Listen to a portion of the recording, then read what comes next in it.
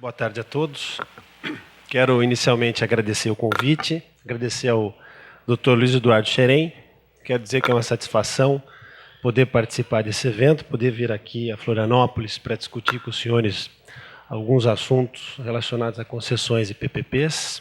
Quero também compartilhar da minha satisfação de ter nesse painel, compartilhar esse painel com o professor Joel de Menezes Niebuhr, um dos grandes nomes que temos no mundo dos contratos e das licitações. Doutora Aiko também, com toda a sua experiência, certamente nos brindará aqui com muitas lições vindas do Estado, que é uma escola em termos de PPP, que é o Estado de Minas Gerais, né? Eu queria começar a minha palestra lembrando aqui o que já vem sendo dito, do interesse das administrações públicas pelas PPPs. A gente tem uma lei que tem um pouco mais de 10 anos, mas temos poucos contratos, temos um pouco mais de 100 contratos firmados. No âmbito federal, apenas um contrato, até onde eu sei. Mas o que a gente percebe nos últimos meses e anos é que há um interesse crescente pelas PPPs por parte das administrações. Isso, na minha visão, se deve a duas razões principais. Primeiro, há uma situação de restrição fiscal pela qual passam muitas administrações. Quer dizer, há uma crise fiscal e as PPPs e concessões são instrumentos para trazer investimento privado para a infraestrutura pública. Então, há essa razão pragmática, digamos assim, que é utilizar esse modelo de contratos para trazer investimento privado para a infraestrutura pública. Isso é mais visível nas concessões comuns, que são aqueles arranjos autossustentáveis financeiramente, em que a receita tarifária consegue cobrir todos os custos do contrato e ainda assegurar uma taxa de retorno do concessionário, mas também se aplica às PPPs, né? Porque as PPPs também funcionam para jogar para frente o investimento público, ou os compromissos públicos, né?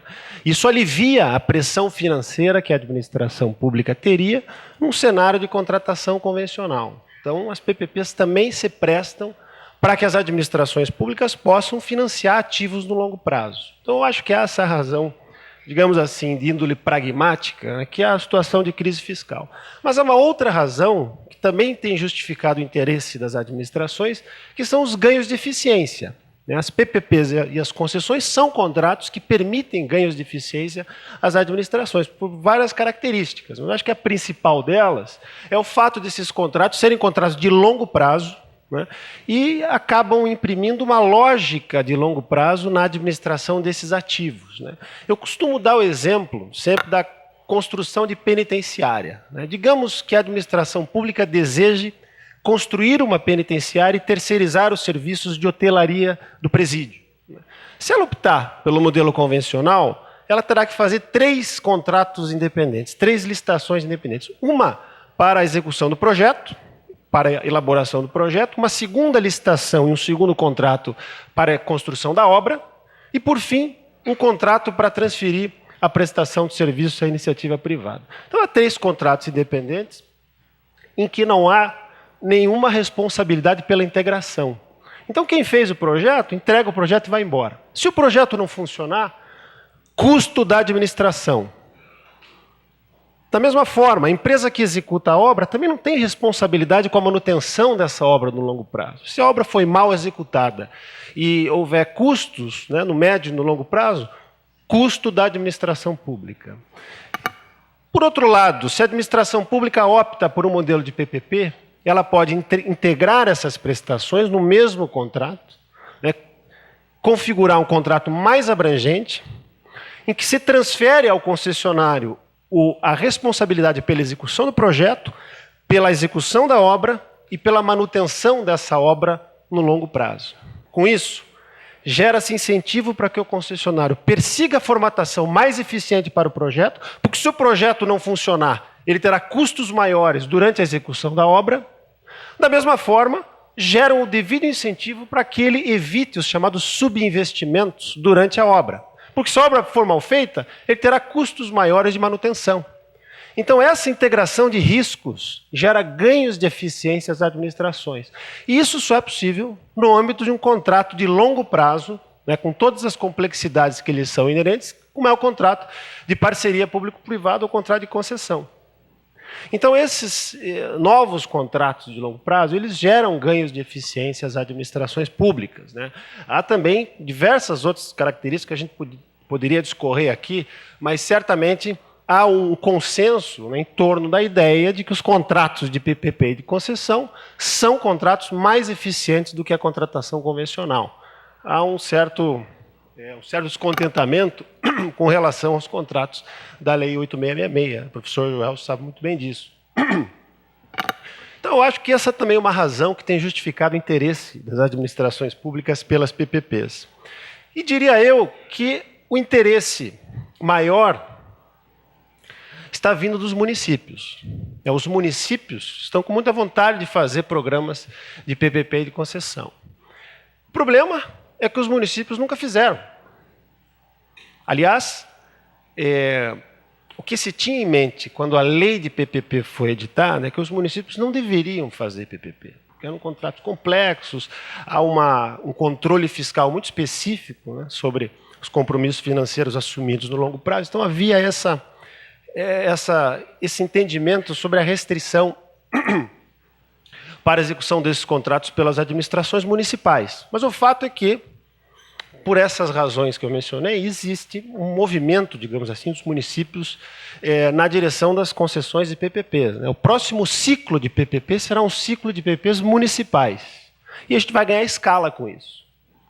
Só que nós temos, então, os municípios que são estreantes, né, no cenário das PPPs e concessões, e, por outro lado, nós temos um mercado também que não é um mercado maduro, que é um novo mercado, né, porque não há tradição de programas municipais, nós não temos mercado para isso. Além disso, a Lava Jato, né, com o desmonte das megas empresas, abriu uma lacuna, e essa lacuna tende a ser acessada, além das empresas internacionais, pelas médias empresas, né, que estão interessadas em acessar o mercado de infraestrutura. Então, nós teremos aí um mercado em formação, né, para participar desses programas municipais. E nós temos municípios que não estão devidamente capacitados para isso. Então, nós temos alguns desafios pela frente em relação a esse ciclo de PPPs, o próximo ciclo de PPPs e concessões, principalmente municipais. Eu queria, na minha exposição aqui, abordar alguns desafios que eu acho que são desafios relevantes, né, que nós precisamos prestar atenção nisso para tentar mitigar esses problemas que podem comprometer o desenvolvimento desses programas de PPP e de concessão. E o primeiro deles é a falta de capacitação técnica e institucional das administrações públicas, né? Nós percebemos isso, as administrações, principalmente as administrações de menor porte, os municípios, não estão qualificados para tomar decisões, para proceder às análises técnicas, né, em cima das soluções técnicas que são apresentadas pela iniciativa privada no âmbito de PPPs.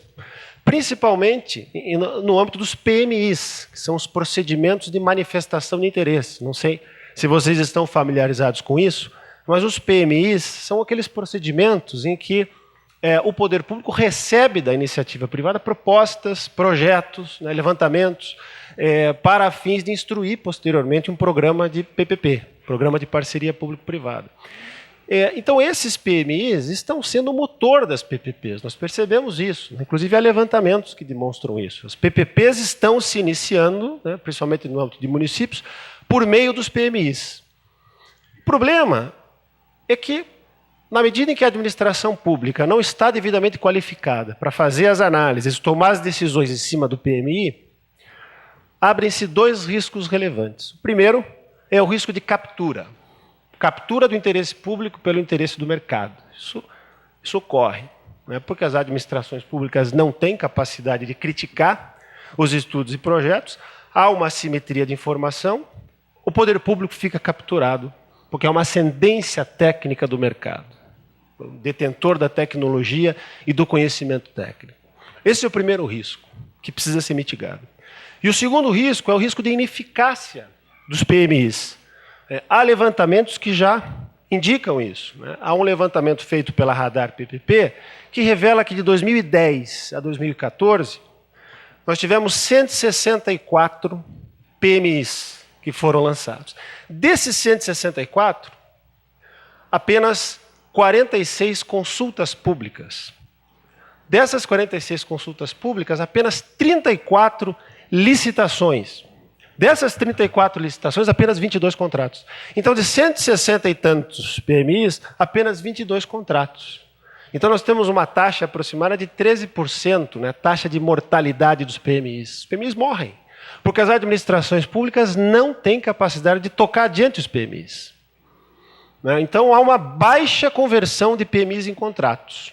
Então, essa falta de qualificação técnica ou gera o risco de captura, e aí nós temos um projeto, né, em que pode haver passivos ocultos, pode haver vantagens competitivas que são plantadas ali pelos interessados, porque as administrações públicas não têm capacidade de criticar os estudos e projetos, não conseguem avaliar, ou se gera o risco de ineficácia. E isso tem ocorrido, como bem exemplifica esse levantamento feito pela Radar PPP. Então é preciso mitigar esse risco.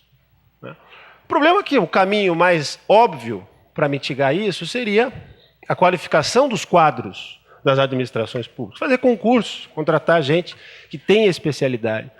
Mas isso não é factível, em função da crise fiscal. As administrações públicas não têm condição de fazer, e às vezes talvez não seja nem adequado fazê-lo, mas o fato é que, antes disso, há um diagnóstico de crise fiscal, as administrações públicas não têm capacidade de contratar. Então é preciso que haja outras soluções para mitigar esses riscos. Né? E aí há um programa que está sendo desenvolvido no âmbito do governo federal, né? Ministério do Planejamento, Ministério das Cidades, os bancos envolvidos também, a Agência Brasileira Gestora de Fundos, que é um programa federal de apoio às concessões municipais. E uma das ferramentas que o Poder Federal, que o governo federal utilizará para essa finalidade, são os bancos. Né? Os bancos federais, principalmente a Caixa e o BNDES, atuarão não apenas para financiar os projetos, mas para ajudar as administrações públicas a fazerem essas análises, a tomarem essas decisões. Ou seja, um apoio técnico que será prestado pelos bancos aos municípios, principalmente aos municípios. Essa é uma solução muito feliz, porque vai aliviar esse problema da assimetria informacional e da falta de capacitação técnica e institucional de muitas administrações para tocar adiante os programas de PPP. Além disso, claro, há outras técnicas, né, que permitem aos municípios se unirem para adquirir porte, adquirir capacidade institucional. Os consórcios públicos são um exemplo disso. Apesar de todas as dificuldades envolvidas no consórcio público, principalmente a dificuldade de articulação política entre os municípios, né, isso dificulta a formação de consórcios. Não por acaso, há poucos consórcios públicos formados, pouquíssimos ainda, que estão encabeçando projetos de PPP e de concessão, mas o fato é que isso pode ser uma solução, desde que se desenvolva, né, a metódica para que os consórcios públicos sejam formados. Eu diria até, não sei se o Dr. Joel e o Dr. Aico concordam com isso, eu diria que é preciso atualizar a legislação sobre consórcios públicos. Né? Pela legislação atual, por exemplo, o direito de retirada do consorciado, isso gera muito risco num cenário em que o consórcio em que o consórcio figure como poder concedente num projeto de parceria público-privada. Enfim, alguns ajustes eu acho que são necessários para atualizar a legislação de consórcios públicos. Porque, evidentemente, a ideia de se ter uma pluralidade de administrações aumenta o risco na percepção do mercado. Né? Então, essa é o nosso primeiro desafio. O problema relacionado à falta de capacidade técnica e institucional dos municípios. O segundo problema que se vislumbra é um problema relacionado à instabilidade jurídica e regulatória. Nós não temos a tradição no Brasil de políticas regulatórias de longo prazo, infelizmente, não temos. Nós vivemos isso no setor elétrico, agora, há pouco tempo nós vivemos isso no setor elétrico, vivemos no setor de portos, né, que mudamos muito o modelo no curto prazo, vivemos também, em alguma medida, no setor rodoviário. O único setor, eu acho, que nós tivemos realmente uma política de médio e longo prazo é o setor de telecom, né, porque a Lei Geral de Telecomunicações ela foi específica em relação àquilo que o governo deveria prover para a agência reguladora. Porque o modelo de agência não funciona se não tiver uma boa interlocução com os governos, porque é uma porção política relacionada a essas políticas regulatórias.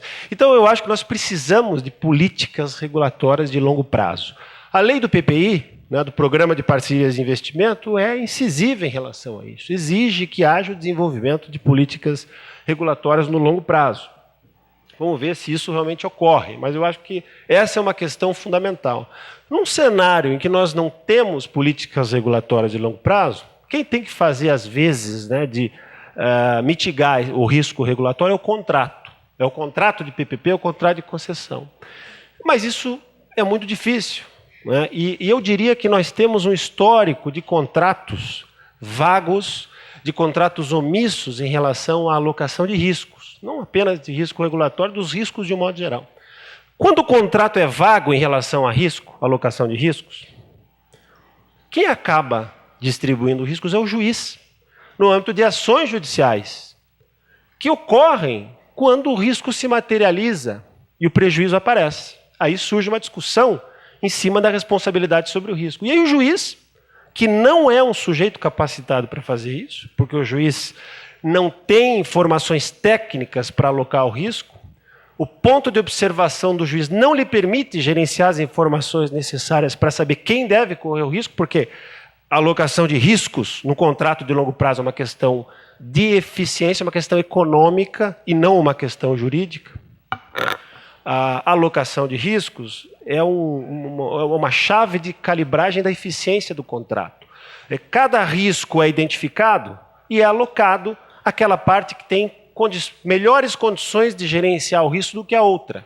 Ou seja, a parte que consegue a custos mais baixos do que a outra se prevenir do risco ou mitigar os prejuízos no cenário de materialização do risco. Se assim for feito, no final do dia a gente vai ter economias do contrato, né? A redução do somatório de custos envolvidos na contratação, se cada risco for alocado àquela parte que consegue suportar o risco a custos mais baixos do que a outra. Essa é a racionalidade econômica da alocação de riscos. Isso é uma questão de eficiência, não é uma questão jurídica.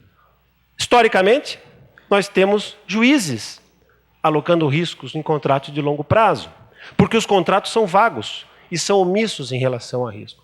Quando não temos o desinteresse do mercado. Há vários exemplos, né, de uma má distribuição de riscos que gera o fracasso das licitações. Eu poderia lembrar aqui a licitação da linha 6 do metrô de São Paulo, que na sua primeira edição fracassou porque havia ali riscos de desapropriação transferidos à esfera dos concessionários, né? E o mercado não respondeu bem, porque desapropriação é um risco difícil.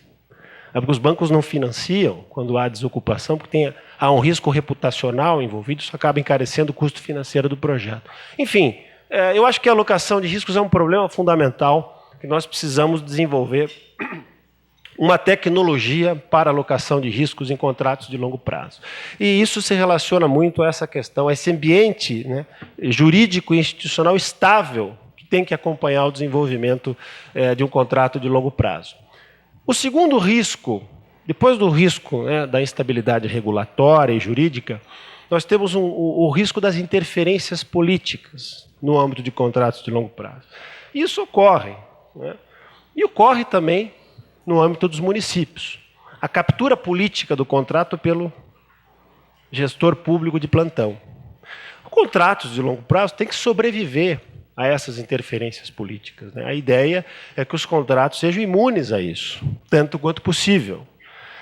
E isso exigiria algumas inovações na legislação, dando-se mais autonomia, mais poder para aqueles verificadores independentes, aquelas entidades tecnicamente qualificadas, alheias aos quadros da administração pública, né, e ao concessionário, e que possam ali fazer as aferições técnicas, a verificação, quer dizer, tirar do âmbito da administração uma parcela do poder de fiscalização.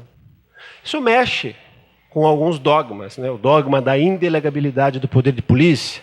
O poder de polícia, o poder de supervisionar e fiscalizar o contrato é um poder, então não pode ser transferido para uma entidade privada. Isso é um dogma.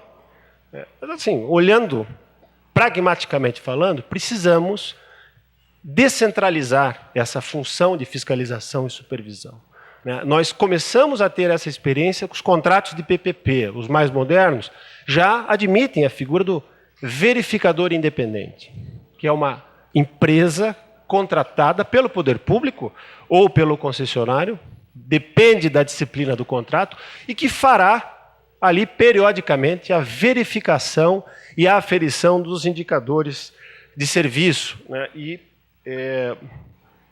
produzirá ali as conclusões técnicas que, no final do dia, impactarão a remuneração do concessionário. Então, na minha visão, é preciso que se desenvolva uma nova metódica de fiscalização e de supervisão dos contratos de concessão de PP e de contratos ordinários também, transferindo-se parcela do poder de fiscalizar para empresas privadas, né, devidamente qualificadas e contratadas para essa finalidade. Isso mitiga um pouco esse risco político, né? Além disso, eu acho que precisamos reduzir prerrogativas, né? Eu tenho me posicionado nesse sentido. Acho que precisaríamos atualizar o nosso regime jurídico de contratos, de um modo geral. Nós vivemos ainda um tempo em que a administração pública detém uma série de prerrogativas. Nós tivemos, nos últimos anos, atualizações importantes no modelo de licitação. Nós tivemos a lei do pregão, RDC, própria lei de PPP, mas no regime de contratos, pouquíssimas atualizações, nenhuma. E o regime de contratos da 8666, que é esse regime genérico, né, que se aplica aos contratos de modo geral, é um regime inspirado no Decreto-Lei 2.300, que é da década de 80. Então, nós temos um regime de contratos da década de 80, inspirado, né, nas prerrogativas. Então, o poder público pode modificar o contrato unilateralmente, ele pode aplicar sanção, ele pode fiscalizar, ele pode extinguir o contrato unilateralmente, ele pode até suspender a remuneração por até 90 dias. Então, obviamente que todas essas prerrogativas geram muita insegurança no mercado. Esta insegurança é precificada, todo risco é precificado. Ninguém corre risco sem cobrar por isso. Então, há um alto custo de transação nos contratos administrativos que deriva, em boa medida, dessa concentração de prerrogativas nas mãos da administração pública. Então, na minha percepção, precisaríamos também reduzir as prerrogativas na direção de tornar a contratação pública mais eficiente, reduzindo o custo de transação. Então, nessa questão do risco, né, de interferências políticas, acho que precisamos evoluir nessa direção e também, obviamente, o papel das agências reguladoras, né, são muito importantes. As agências reguladoras, quando devidamente aparelhadas, né, tecnicamente qualificadas, e quando forem independentes ou relativamente autônomas em relação à administração pública direta, elas funcionam muito bem para regular o contrato. Nós temos exemplos felizes em relação a isso e também para fazer as fiscalizações de contrato. O problema é que, em relação a municípios, isso não vai ser factível, né? Pelo menos no curto prazo. Os municípios não têm condições, não têm nem orçamento para criar agências reguladoras e aparelhar tecnicamente essas agências para que elas funcionem bem. Há algumas experiências com agências reguladoras formadas a partir de consórcio de municípios, principalmente no âmbito de saneamento. E até funciona bem, mas são casos esporádicos, são casos excepcionais. Então, não podemos contar também com as agências reguladoras no âmbito desses programas municipais. Por isso, tão importante que haja o fortalecimento do papel dos verificadores independentes. Um outro risco, que eu acho que é também um risco muito impactante dos programas de PPP e concessão, é o risco da inadimplência do poder público. Isso pode ser colocado na conta de risco jurídico, o risco de inadimplência, né? E isso atrai uma outra questão, que é a questão das garantias públicas. Porque num programa de concessão pura, concessão comum, em que não há a participação financeira da administração pública, esse risco é menor, né? Esse risco, na verdade, no que diz respeito a pagamentos públicos, ele não existe, porque não há pagamentos públicos numa concessão comum. Então, obviamente que há ali o risco de demanda, risco de inadimplência, mas isso está relacionado, está diluído no universo de usuários, né? Mas quando você tem uma PPP, necessariamente, na PPP, há compromissos públicos. Então, quando surgiu a PPP, Portanto, né, com a participação do poder público subsidiando ali a concessão, se trouxe para dentro da concessão um risco político, que é o risco de participação do poder público, né, no custeio da concessão. Isso carregou para a concessão um risco político. E aí foi preciso se admitir a integração de garantia pública para cautelar os investidores em relação a esse risco político. Obviamente, é só por isso que existe a figura da garantia pública, que é, né, um problema, a escassez de garantias, eu já vou falar rapidamente sobre isso, mas quando surgiu, né, as PPPs, houve toda uma preocupação em relação ao cumprimento das obrigações pelo poder público. E aí foi necessário a integração de garantias públicas. O que, cá entre nós, é uma situação difícil de a gente aceitar, porque, enfim, poder público tem presunção de solvência, né? Poder público, em vários países do mundo, ninguém duvida que o poder público vai descumprir uma obrigação assumida em contrato. E se você demanda contra o poder público, e se você adquire um crédito, você vai ali na boca do caixa e recebe o dinheiro.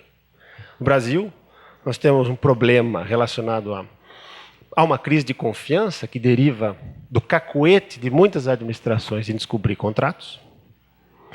E há um problema relacionado à eficácia do sistema para a cobrança de crédito contra o poder público, porque há algo que nós chamamos de sistema do regime de precatórios, que é uma coisa muito específica da nossa realidade e que não funciona. Então, evidentemente que tudo isso carrega muita insegurança para os programas de longo prazo. Então, se põe na posição do investidor, né, que tem que trabalhar com o risco da inadimplência e tem que trabalhar com o risco da ineficácia do sistema judicial num cenário de inadimplemento. E isso é uma coisa muito séria, né? Eu costumo dizer que nós temos até alguns sistemas, tipo as agências de risco de crédito já fizeram isso e fazem eventualmente. Vai lá, medem lá o rating das administrações públicas, né? Mas isso é muito focado na dívida mobiliária, né? Pagamento de títulos. No caso da administração federal, né? Porque os outros não podem. E agora, não se avalia, pelo menos até onde eu sei, a dívida contratual, o tamanho da dívida contratual das administrações. Essa é uma informação relevante, né? Portanto, isso ensejou uma situação em que algumas administrações podem ter uma classificação muito boa na análise de rating de crédito e ter uma alta dívida contratual. E o que interessa para esse mercado é o tamanho da dívida contratual das administrações públicas, né? Então, assim, eu acho que há um problema muito sério em relação à inadimplência, a inadimplemento das administrações públicas, né? Não por acaso surge a necessidade das garantias públicas serem eficazes para cautelar o risco dos investidores. E esse é um dos gargalos das PPPs. Não há ativos suficientes para prover essas garantias públicas, todas essas garantias públicas, para tantos projetos de PPP que queremos desenvolver, né? E aí, assim, e também tem uma novidade, isso é um tema novo, né? Porque tradicionalmente nós não temos garantias públicas em contratos administrativos, não temos isso. Isso é um tema que surge com a lei das PPPs. Então, muitos sistemas de garantias que estão sendo pensados, né, não foram testados ainda pela jurisprudência. E há casos, inclusive, em que, citar um exemplo aqui, que para mim é um exemplo difícil de digerir. Um determinado município, que eu não vou citar o nome, criou lá um programa de concessão, muitos atores envolvidos, Banco do Brasil e tal, criou um sistema de garantias públicas e criou lá um fundo garantidor que era alimentado com receitas, com o royalty do petróleo, né? E tinha uma lei municipal que endereçava uma determinada proporção dos royalties para esse fundo. Aí houve uma crise no contrato, o poder público parou de pagar o concessionário começou a receber do fundo, que começou a funcionar, e o poder público municipal foi lá e mudou a lei para diminuir a parcela parcela dos royalties que era endereçada para o fundo garantidor. E aí desqualificou a garantia pública. Então, o próprio município matou a garantia que ele tinha estruturado para acautelar o investidor naquele programa de PPP. Então, vejam, essa é uma novidade, né? Como que lidaremos com isso? Então, eu tenho atuado como consultor na estruturação de vários programas de concessão e PPP. O cliente faz a pergunta, mas qual é o risco que eu corro dessa garantia não ser modificada? Porque o contrato vai viver por 30 anos, talvez até mais do que isso, pode ir até 35 anos, um contrato de PPP. Qual é o risco que ele corre dessa garantia não sobreviver?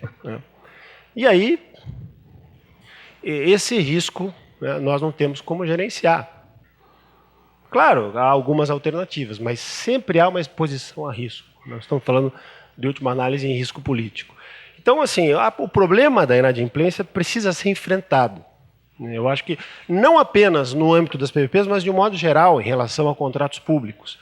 Eu mesmo já defendi a ideia de que se desenvolva um cadastramento público das administrações inadimplentes, que seriam aquelas que teriam lá dívida contratual acima de certos níveis, com sanção, né? Com uma consequência. Elas, por exemplo, poderiam perder o direito de perceber transferências da administração federal. Um exemplo. Mas nós precisamos olhar para isso e encaminhar uma solução. Porque é inadmissível que o poder público tenha este cacoete de atrasar e de descumprir contratos. E às vezes, muitas vezes de boa fé, viu? Muitas vezes de boa fé. Muitas vezes não há má fé. O problema é que não há o incentivo suficiente para que as administrações públicas se mantenham pontuais no cumprimento das obrigações. Quer dizer, a burocracia, há dificuldades orçamentárias, dificuldades burocráticas, mas se tiver o devido incentivo, eles vão resolver a dificuldade orçamentária e a dificuldade burocrática. Então, nós precisamos aumentar o incentivo, né, criando sanções, criando consequências. Né? Bom, e um último tema, um último risco relevante, antes de eu falar rapidamente das limitações de mercado, é o risco do controle. Eu fico até um pouco constrangido de falar isso aqui, mas eu preciso falar, né? Porque, afinal de contas, a gente precisa tocar nesse assunto, ainda que com todo respeito, porque eu acho que o controle faz um papel fundamental, não só o controle pelos tribunais de contas, mas as instâncias de controle de modo geral, o Ministério Público, etc., é fundamental, ainda mais nos dias em que vivemos, com tudo isso que temos assistido. Obviamente, o controle é uma peça fundamental aí, não só no âmbito da gestação do programa, mas no âmbito também do acompanhamento do programa, porque isso vai se desenvolver por longos anos. Mas eu acho que nós temos um controle que precisa ser aperfeiçoado. E o principal problema que eu identifico é a falta de uniformidade no controle, uniformização de entendimentos. Nós temos um controle que muitas vezes é conflitado, é um controle difícil. Né? E se nós olharmos, por exemplo, o Ministério Público ele é fragmentado. Né? A autonomia funcional do agente do Ministério Público faz com que ele possa ter o entendimento dele. E ele pode levar adiante o entendimento dele, pode propor inquérito civil público, ação civil pública, mesmo contra uma posição do Ministério Público em casos análogos. Né? Ou até no mesmo caso. Nós vivemos um caso lá no nosso escritório, o doutor Luiz Fernando Pereira está aqui, não me deixa mentir, atendeu junto o caso em que a nossa empresa participava de um procedimento de mediação para fazer uma composição no âmbito de uma concessão que estava morrendo, com o poder concedente. E aí a pergunta do cliente foi o seguinte: nós vamos fazer aqui essa transação, vamos fazer essa rescisão amigável, mas a gente quer trazer todos os controladores aqui para todos concordarem. Ainda que isso fosse possível, a pergunta do cliente foi: mas e daí? Aí ficamos seguros? Não. Nós nunca estaremos seguros, porque o Ministério Público, por exemplo, pode ter, um agente do Ministério Público pode ter uma posição divergente dessa no futuro, e uma ação civil pública, um inquérito civil pode se iniciar, e isso pode atingir este acordo. Então, fato é que nós temos ainda muita insegurança no controle. Né? E isso, obviamente, tem um impacto econômico, tem um impacto nos custos transacionais, Isso tem um impacto no interesse do investidor, né, para trazer investimentos para o nosso país. Eu acho que nós precisamos desenvolver metódicas para uniformizar o controle. Há algumas iniciativas nesse sentido, né? O senador Anastasia tem lá um projeto de lei que pretende criar um órgão para uniformizar entendimentos em licitações e contratos. Eu acho que seria um avanço. Nós precisamos de mais segurança jurídica em relação ao controle. Uma ideia que eu mesmo apresentei, eu faço parte de um grupo de trabalho dentro do governo federal, né, que envolve o Ministério do Planejamento, os bancos lá e tal, Ministério das Cidades, a equipe do PPI também. E assim, nós levamos ideias lá, propostas para aperfeiçoar o ambiente institucional, jurídico, para desenvolver programas de concessão em PPP. Uma ideia que eu levei é trazer os tribunais de contas para acompanharem a gestação do programa de PPP. Né? Isso já ocorre, né, no âmbito federal, no estado de São Paulo, mas criar uma sistemática que os tribunais de contas, até porque não são tantos programas assim, possam acompanhar a gestação do programa e dar uma espécie de certificação ali, né, uma concordância do Tribunal de Contas para que o programa possa seguir. Isso, evidentemente, não vai blindar o projeto, não vai criar uma inibição jurídica, pelo menos, a que o Tribunal de Contas volte a examinar o caso. Mas, evidentemente, melhora o cenário. Né? Porque se o Tribunal de Contas concordou com aquela formatação, é improvável que ele venha depois a interferir no projeto. Porque a pior coisa que tem é uma instância de controle interferir no curso de um projeto em que os investimentos já foram feitos, né, em que o contrato já está tocando, há uma rede de relações jurídicas já instalada. Aí vem o Tribunal de Contas, Tribunal TCU, por exemplo. Não vou falar do TCE aqui de Santa Catarina. O TCU, que já fez isso, vai lá e manda parar o contrato. Pode ser que haja irregularidades, né? Eu não estou dizendo que a decisão do TCU é equivocada. Na maioria das vezes é correta. O problema é que nós temos que trazer essa análise para o momento anterior, né? Antes que o contrato esteja instalado. E, por fim, o último aspecto que eu queria mencionar rapidamente, eu acho que há limites de mercado. Né? Como eu disse no início, o mercado para os programas, principalmente para os programas de concessão e IPP municipais, é um mercado novo, é um mercado em formação.